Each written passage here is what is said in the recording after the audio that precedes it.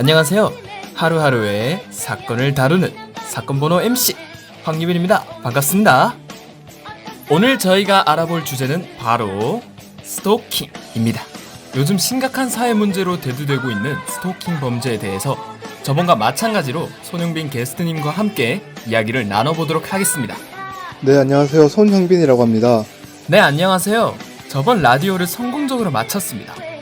주제에 대해 흥미롭게 이야기를 했는데 한 가지 놓치고 간 게 있더라고요. 그게 뭔가요? 손흥빈 게스트님의 사연을 못 들었어요. 어떻게 해서 약간은 생소한 일을 하시게 되신 건가요? 아, 그런 거였군요. 간단하게 말하면 주변에 아는 변호사님이 추천을 해주셔서 일을 할 기회를 얻었습니다. 알고 보면 저도 그냥 어쩌다 보니 하게 된 거죠. 그렇군요. 그럼 오늘 본격적인 이야기를 할 준비가 되셨나요? 그럼요, 가시죠.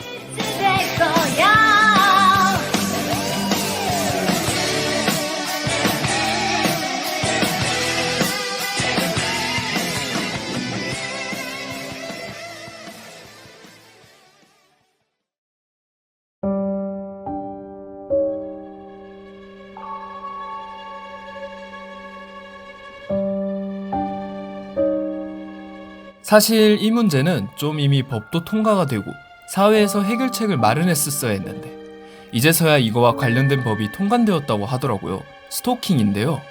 최근에 또 스토킹으로 안 좋은 일도 있었죠? 그것이 알고 싶다 해서 나왔던 거 말씀하시는 거죠? 네, 저는 남성 입장에서 봐도 너무 무섭더라고요. 누가 계속 따라오는데 처벌도 못해요.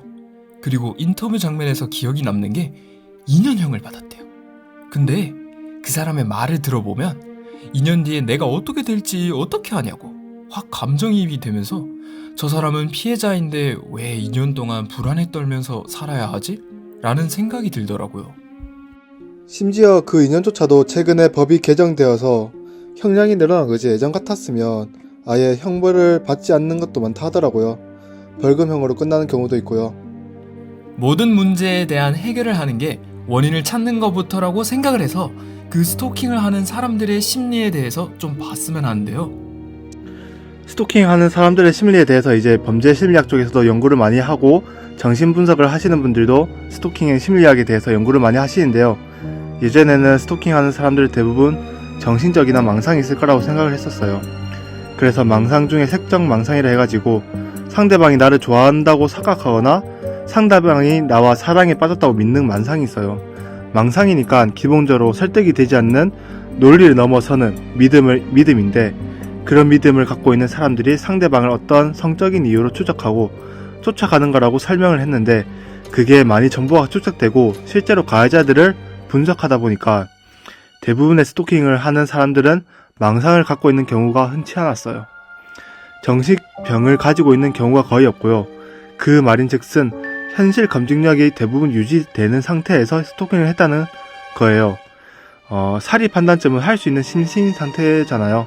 그 정도가 아니라 스토킹한 사람들의 특성을 분석해보니 대부분 일반인보다 IQ도 높고 똑똑하다는 연구 결과도 있었어요. 그래서 스토킹이 심신미약 이런 것과는 관계없이 오히려 스토킹한 사람들을 인지적으로 높은 상태에 있는 경우가 많았죠. 그럼 그 사람들이 왜 그렇게 스토킹을 하는가에 반전이 근본적으로 상당히 집착적이고 강박적인 사람들이 많다는 연구 결과가 있어요. 마찬가지로 반사회적인 인성장애나 어떠한 인격장애가 있을 것 같다는 기존의 선입견들이 대부분 인격장애보다는 강박장애들 가지고 있는 경우가 더 많다고 하더라고요. 하나에 꽂히면 계속 그것만 한다든지. 그쵸, 강박적으로 사람을 쫓아다니고 정말로 치료받을 정도 수준의 강박장애를 가지고 있다고 해요. 근데 확실히 그런 걸 당하는 사람 입장에서는 상상도 못하는 공포잖아요. 어디선가 내가 누군가의 시선으로 바라봐지고 있다는 것 자체가. 지금 이제 법이 개정돼서 그렇지 예전에는 거의 훈방조치고 의막 없고 또 여성분들은 그런 공포가 있다고 하잖아요. 싫다고 했다가 괜히 해코지 당하고. 아까도 2년 뒤에 어떻게 될지 어떻게 아냐 말씀하셨는데 실제로 그렇게 신고를 하고 나서 처벌을 받고 그 뒤에 보복 범죄가 발생을 하는 심리 자체가 애초에 이 스토킹하는 사람들의 심리 속에는 분노가 있거든요. 상대방을 향한 분노도 있어요. 그 분노가 어디에서 왔냐면 어떤 심리학자들은 자기애적 경로에서 시작된다 하더라고요.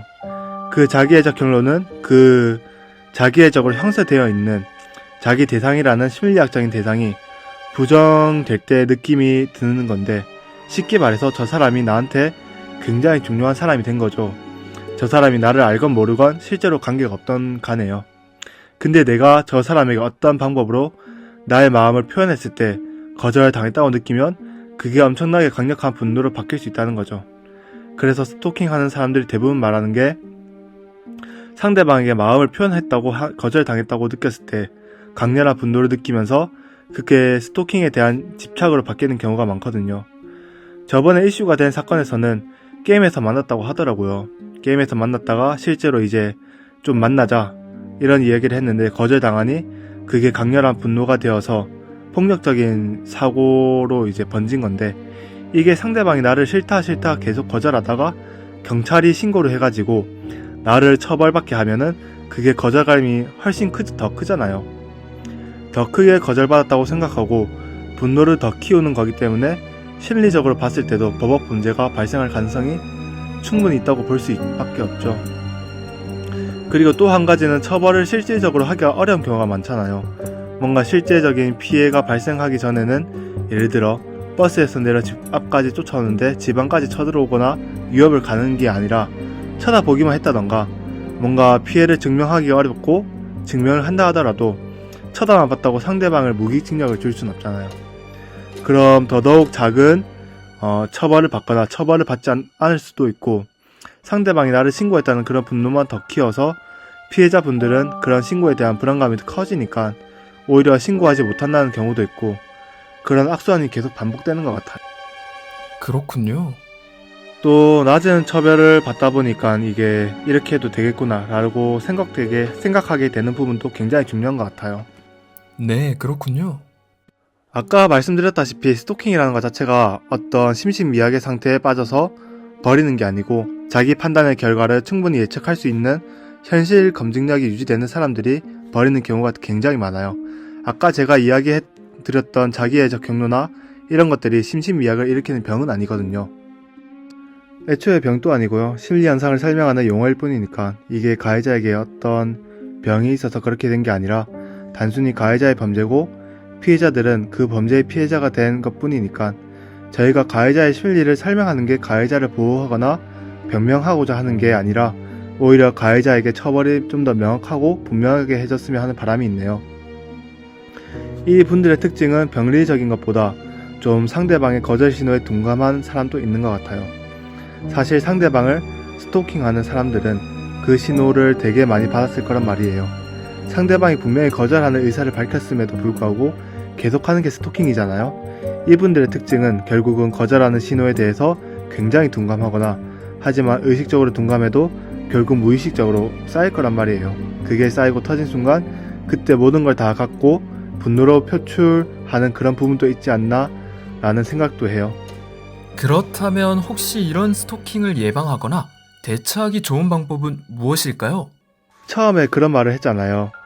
거절하면 혹시 해코지 하지 않았을까라는 불안을 느낄 수 있는데, 오히려 그렇게 애매모호하게 하다가 나중에 그 신호를 보냈을 때 그 분노의 크기가 더 커진다고 생각을 한다면, 처음부터 이 사람은 내가 하는 말을 못 알아듣구나 라고 아시고 처음부터 명백하게 그리고 나중에 법적으로 해결할 때도 명시적으로 거절 의사가 있어야 한다고 하더라고요. 그런 측면에서 명시적으로 남을 수 있고, 누가 봐도 이건 빠져나갈 수 없는 그런 명확한 신호를 주시는 게 오히려 더 큰 일로 발전을 하는 걸 막을 수 있는 하나의 팁이지 않을까 생각을 해요. 처음부터 하면 좀 더 명시적이고 상대방을 크게 기분 나쁘지 않게 할 수 있어요. 그게 아니면 이제 악순환이 될 수 있으니 분명하게 거절을 하는 게 방법 중에 하나가 될 수 있어요. 물론 그렇다 해가지고 그렇게 하지 않는 게 피해자의 잘못이라고 절대 말할 수 없겠죠. 그렇죠. 그래도 도저히 말이 안 통한다면 경찰의 도움을 요청하고, 경찰의 도움이 부족하거나 반응이 미적지근하다면 더 높은 기관에 연락을 하시거나 계속적인 연락을 하시는 것도 본인의 안전을 지키는 좋은 방법인 것 같아요. 마지막으로 그런 가해자들을 확실하게 처리하고, 가해자들의 마음속에 그런 일을 하면 큰일 날 수 있겠구나 라는 두려움을 심어줄 수 있을 정도의 처벌과 제도가 먼저 필요한 것 같아요. 맞아요. 결국 중요한 건 처벌과 제도인 것 같습니다. 오늘도 같이 유익한 시간을 보내주셔서 감사합니다. 우리 하루하루는 오늘 여기까지만 하고 물러나 보겠습니다. 다음 시간에 또 만나요.